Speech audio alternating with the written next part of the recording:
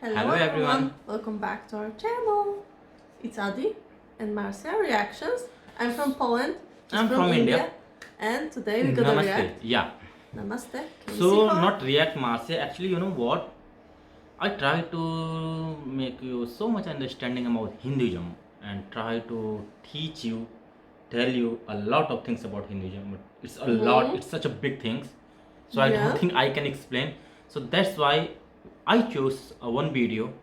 It's explain actually what is Hinduism. And the title is What is Hinduism? The title is What is Hinduism, and this video is video? from some foreigner guy. So I don't think Cogito. he From will make Cogito. fun and I think anything he gonna to explain as it is Hindu. So are you excited to know about Hinduism? Sure, I like to learn about new things. Okay.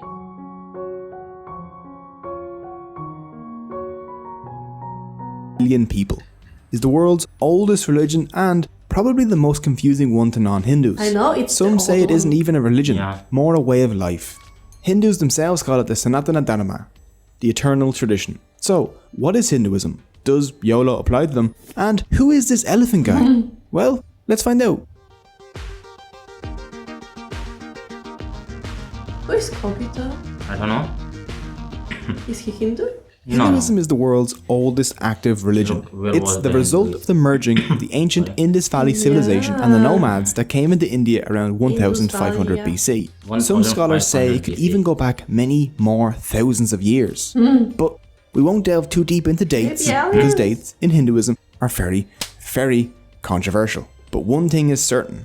Hinduism is old. That's like right, it's at least old. 36 Betty Whites. Hinduism has been around for so long that it and the concept of India itself are inseparable.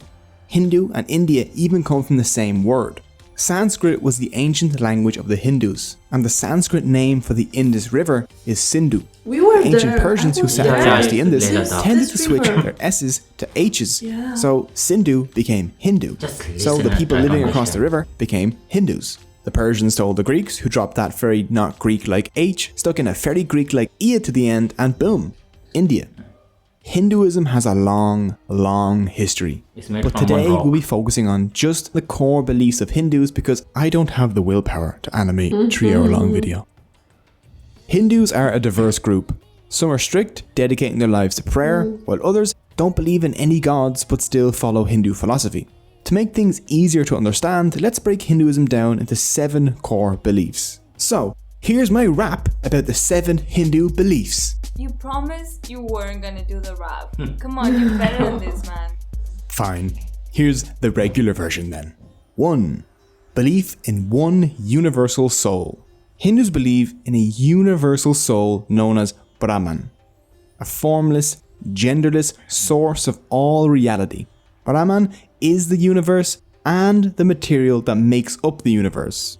It's a trippy concept, but think of Brahman as an ocean and everything else as drops propelling out of that ocean. Separate for a time, but still the same thing, if that makes sense. 2. Belief in an immortal individual soul. In Hinduism, souls are known as Atman. Actions of the soul while in a body have effects on that soul's next life. That's When you die, unusual. your soul moves to another new body. Yeah. This is called transmigration. The kind of body the soul inhabits next is determined by karma.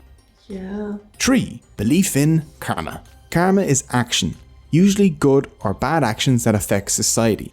For Hindus, karmic actions in the past affect us today, and our actions today affect our soul's future. Yes. 4.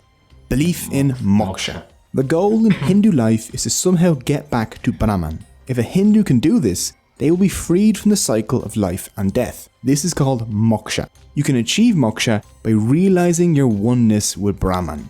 How you realize this is up to you. For this reason, Hindus pray, "Lead me from the unreal to the real." 5. Belief in the Vedas. We have The 5 Vedas Vedas. are Hindu sacred books of knowledge. There are Oldest book 4 We have Vedas. two. Hindus believe that all Christianity. 4 were divinely revealed to ancient Hindu sages.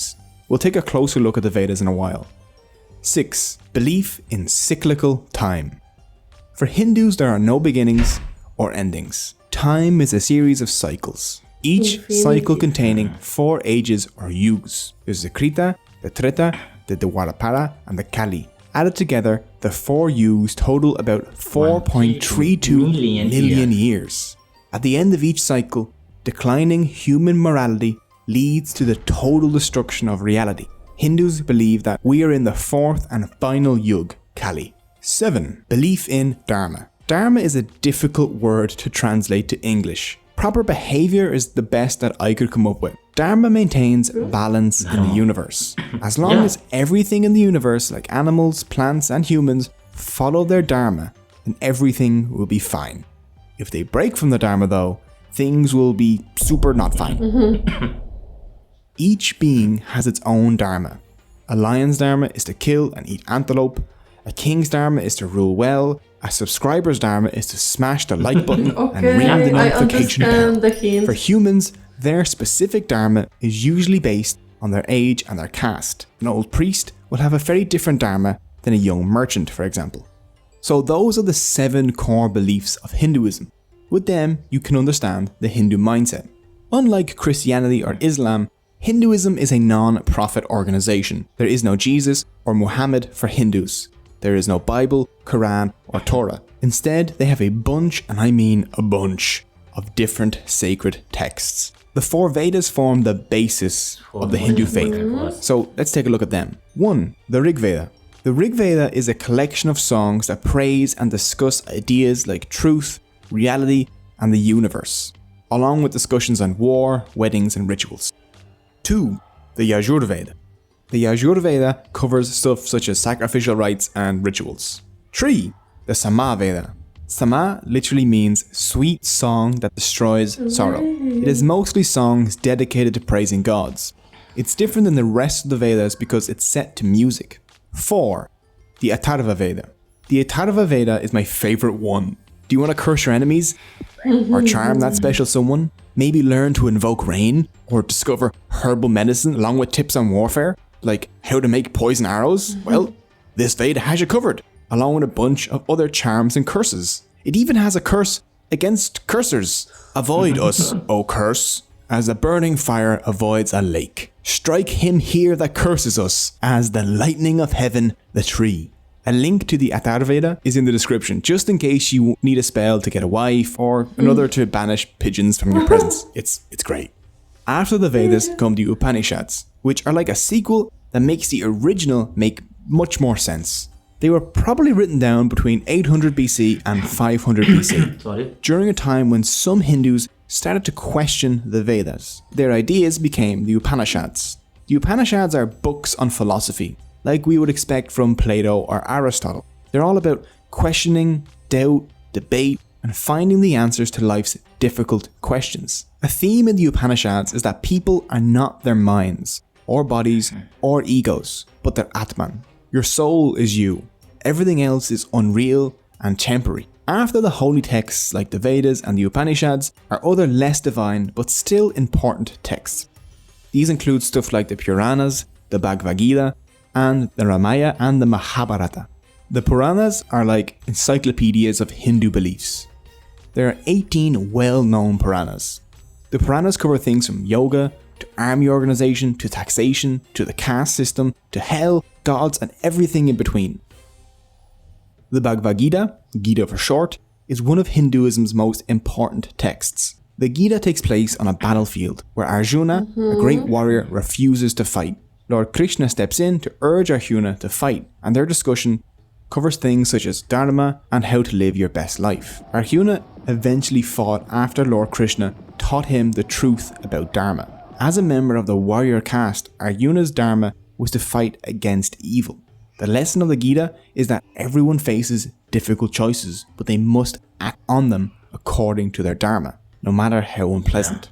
Wow, along with all these philosophical texts, Hinduism has 2 action-packed epics, the Ramayana and the Mahabharata. The Ramayana, the earlier of the 2 texts, tells the story of Prince Rama. In the epic, you find out about his 14-year-long exile, the abduction of his wife Sita, his battle with the evil demon Ravana, and his awesome monkey sidekick Hanuman. The second epic, the Mahabharata, is the longest poem in the world. 5 times the length of the Bible and really? 8 times the length of the Iliad and Odyssey combined. Wow. It rivals any soap opera you've ever seen when it comes to drama. Murder, betrayal, love, murder, and giant battles. The Mahabharata has it all. The theme running through the Ramayana and the Mahabharata is that Dharma must be followed for society to function. In Hinduism, there are 4 goals a person should aim for to have a good life. The first of these is Dharma, followed by Artha, the pursuit of prosperity and good reputation, Kama, pleasure both in body and in mind, and Moksha, the release from the cycles of rebirth. Hindus should practice Artha and Kama with Dharma in order to achieve Moksha. There are also 6 temptations Hindus should try and avoid. Kama, lust and materialism. This Kama is different from the good Kama mentioned above, I know. Next is Kruda, which is anger, Lobha, which is greed, Moha, which is unrealistic attachment to things, people and power, Something like that. Mada, in which is pride, Christianity. and Matsarya, 7 which is sins. jealousy. By following their Dharma and avoiding these 6 temptations, a Hindu can break the cycle of rebirth and have their soul merge back into Brahman. But even though everything comes from Brahman, who is the one real thing in Hinduism, Hindus do, after all, have thousands of gods. So let's take a look at them. First, there's Brahma, the creator. Yeah. He created everything in the universe, but he is You're welcome. not the universe itself, because that's Brahman. They aren't the same thing. That last letter changes a lot, apparently. He has 4 heads. The heads face each of the 4 directions to represent the 4 Vedas, which he created, and the 4 yugas. He also holds a book, which represents knowledge. Oh, and he rides a giant swan because he's just fancy.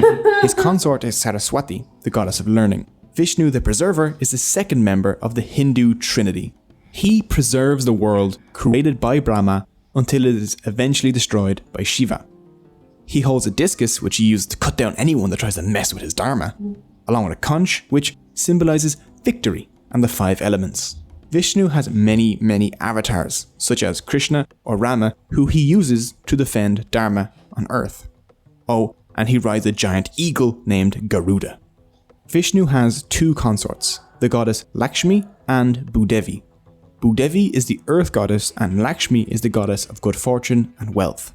Next is Shiva the Destroyer, the third member of the Hindu Trinity. It's his job to destroy the universe in order to prepare for its renewal at the end of each cycle of time. The most identifiable of his features is his third eye, which he almost always keeps closed. If he does open it and you're in front of him, then you will have your face melted off. When not unmaking existence, Shiva enjoys long walks with his bull named Nandi.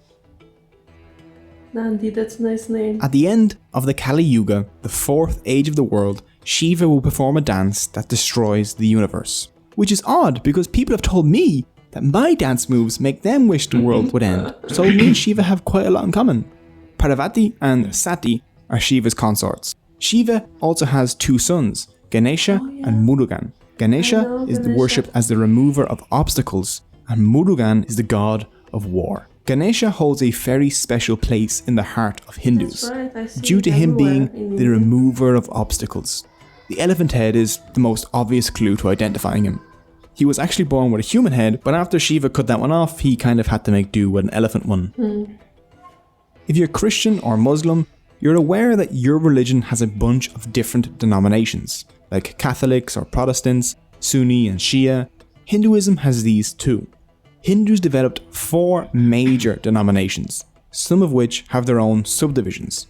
The Vaishnavas primarily worship Vishnu and Shaivas primarily worship Shiva and his sons. Okay. Smartas follow sacred texts like the Puranas, the Ramayana and the Mahabharata rather than the Vedas. They worship 5 gods and goddesses, Ganesha, Durga, Surya, Shiva and a preferred avatar of Vishnu. Finally, Shaktas worship the goddess Devi. Shaktas see Devi as the ultimate and eternal reality, like a feminine Brahman. Even though there are all these variations and more, the core beliefs of Hindus remain mostly the same. Yeah. Hindus believe that Dharma keeps the balance in the universe. If the scales between good and evil start tipping towards evil, then something needs to intervene to fix the universe's Dharma. This divine intervention is known as an avatar. The literal meaning of the word avatar is descent. avatars are gods that descend to Earth to intervene whenever help is needed to restore Dharma. For example, when the Earth was dragged underneath the ocean, Vishnu descended to Earth as the avatar Varaha, a boar, and dragged the Earth back out. In other cases, Vishnu was born on Earth as a human avatar like Rama or Krishna, where he spent his avatar's life fixing Dharma. So, the caste system.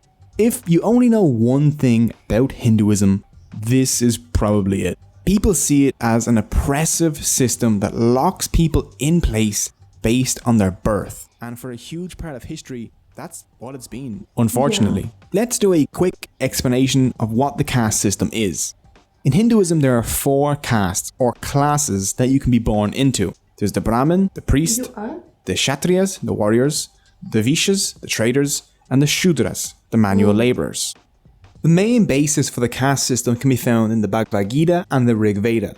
Krishna says in the Gita, "I have created a 4-fold system in order to distinguish among one's qualities and functions." The Rig Veda also refers to the 4 castes.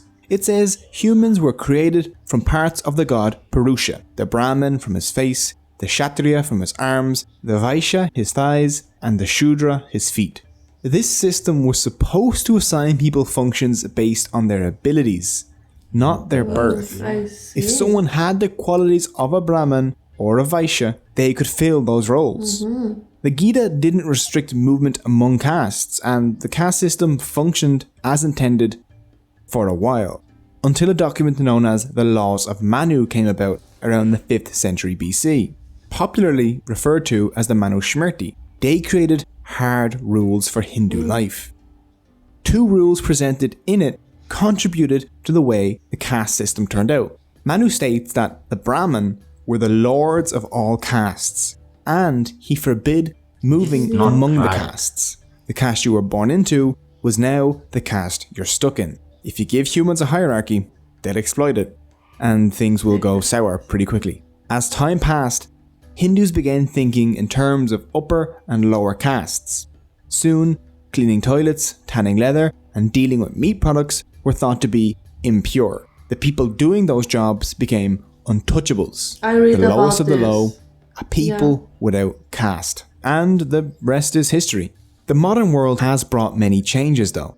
Now Hindus mix freely while working together in the same businesses, attending the same schools, and generally just living together. But when it comes to marriage, many Hindus still stick to their own caste. But this too is changing, and on Hindu dating websites you can actually see people list a non-preference for caste. It'll say, caste no bar. So, those are the basics of Hinduism. It isn't even close to covering everything. One video simply can't do it. Hinduism is too diverse, too deep, and means too many different things to different people. But learning even the basics of this fascinating and ancient religion gives us an insight into the worldview of over 1 billion people. And I hope you enjoyed it. You can find Addi Marcia, what you understand from this video? What you got information like about Hinduism? I knew that Hinduism is the oldest religion. I knew this before. Yeah. And I learned from this video that caste system was not according To the birth. Yeah. but actually to the function of work, Yeah, of you know. life. And then they change it. They change it and they make it very. I'm you going to know, explain, bad. like according to my holy books, like this is 4 types of Veda you did. Yes. And Gita, like casteism was like, what you work. Actually, Yes, exactly. Brahman, like us, Brahman was responsible for the, priest things, like give you meditation and blah blah things, blessing. Yeah. And the Kshatri was, Gaurav belonged to the Kshatri, Yeah. and their responsibility was the fighting. Yes. Yeah. And There was another and there was another. Yeah. So there was all the things was according to the work, not according to the how to say, according to the birth. Like if you are a Kshatri and you have a ability to be a priest, you can be a priest. But not now, I think. No, not now. It's not in now time. Most of, like, I can say 40% casteism Yes. didn't bother us more. Yeah. And now it's more like if you are another caste and you have ability to be a priest, people is doing like Brahman is doing another work, like we are doing business, we are doing now it's a little bit better, yeah. right? Yeah. the caste. And I would like to say this guy really explains so nice way. Oh yeah. In starting, I didn't Wow. expect that he is going to be explained such a sweet way, and the fact, because lots of people just try to explain and make fun, they and they inter- don't yeah. try to understand. Yeah, they Yeah. just interpret their own way, and it's not always the truth. Yeah. But he was so like, everything was so organized in this video. Yeah. And explained in a way that it's really very And good. Hinduism, our book like Vedas and Gita is about 5,000 year old before, like 5,000 years old. Yeah. And the things, like in my like holy books, like Gita, you will not get anywhere like Hinduism. And you will not find anything like we have to spread our religion around the world, because we always talk about world, like all Yeah. words our family, and we Yeah. have to take care about our world. So can I say that Hinduism is really very peaceful religion? Yeah, it's a peaceful religion. It's Yeah. what you gonna to say, it's fact, Marcia. Yeah, no, I just don't wanna make a little bit tense because No, I some other respect- religions no, say no, that no, we no. are the religion of peace, but No, I respect all religions. It's not a bad things, but you have to understand. yeah. Like there's no anything like Hinduism, because we never talk about the caste and religions. We are talking Yeah. about humanity since Yes, starting. and this is And- amazing thing, and and according I to- love this yeah. this quality about And your according religion. to our belief, if there's a three people: Vishnu, Brahma, and Shankar. Yani that's been called it's Bhole and Shankar, and there's a lot of name of him. Okay. So Brahma is the responsible for the create the universe, Yes. and Yeah, he Vishnu told is me. the person who have to duty to like running this universe. And if it's not going according to the good way, Yeah. and it seems like so bad, then It's Shankar have to be destroyed Destroyed. and create again by Brahma. So that's the circle. Yeah, okay. So that's great. Circle of life. Circle of life, and we believe on the karma. You know, not on the religion. when I was teenager, I never heard about Hinduism, like very young child. But in all culture, in Poland, we have this karma thing. Oh. We have this karma, and if you ask anyone of my family where this karma philosophy came from, they would never know. That- They don't know. It's just From it's just Hinduism. from yeah, it's from Hinduism, but we don't know. We use it. We didn't even know. And Yeah. how it came to Poland, and it's stuck in our culture too. Yeah, You so know, that's good it. karma. We call it good karma or bad karma. Moksha. What is moksha? I think moksha.